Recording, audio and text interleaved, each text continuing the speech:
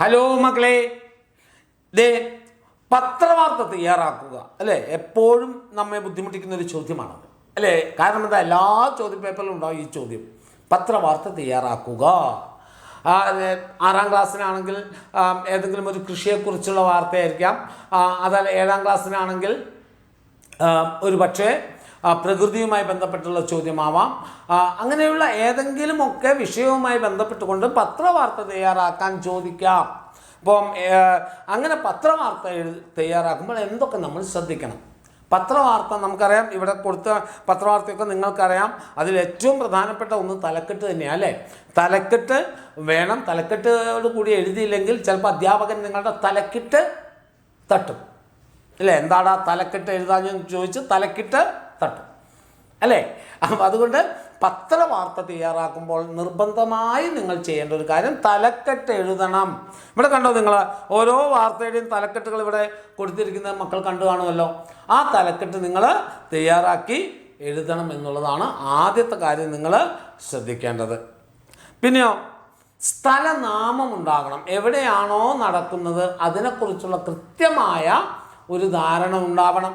എവിടെയാണ് നടക്കുന്നത്? പനമരം, കോഴിക്കോട്, അതല്ലെങ്കിൽ താമരശ്ശേരി, അതല്ലെങ്കിൽ കൊല്ലം, അതല്ലെങ്കിൽ കാസർഗോഡ്, അതല്ല തിരുവനന്തപുരം, എവിടെയാണോ നടക്കുന്നത് ആ സ്ഥലനാമം നമുക്ക് എഴുതണം. എന്നിട്ട് 2 കുത്തിടണം.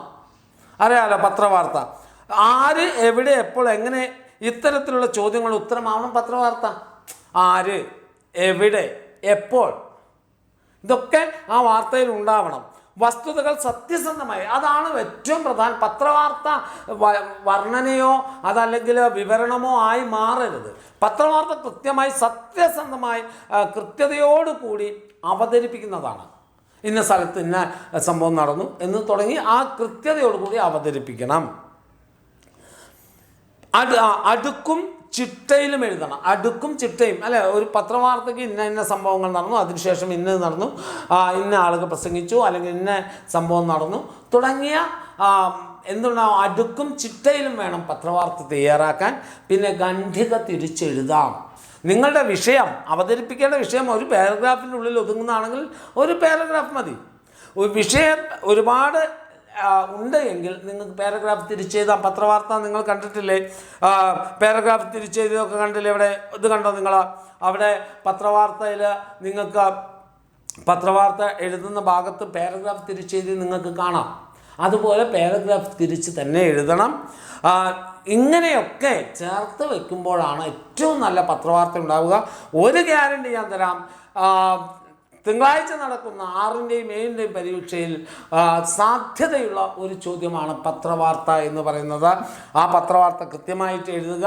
കൃത്യമായി എഴുതിയാൽ നിങ്ങൾക്ക് സന്തോഷത്തോടു കൂടി ആ മാർക്ക് പ്രതീക്ഷിച്ചുകൊണ്ട് തന്നെ പേപ്പർ, ഓണം കഴിഞ്ഞ് പേപ്പർ കിട്ടുമ്പോൾ പത്രവാർത്തയുടെ മാർക്ക് എനിക്ക് ഫുള്ള് കിട്ടുമെന്ന് നിങ്ങൾക്ക് ഉറപ്പിക്കാം. കാരണം ഈ പാറ്റേണിലും ഇതേ രീതിയിൽ നിങ്ങൾ പത്രവാർത്ത എഴുതിയാൽ ഒരിക്കൽ നിങ്ങൾക്ക് പത്രവാർത്തയുടെ മാർക്ക് നഷ്ടപ്പെടില്ല.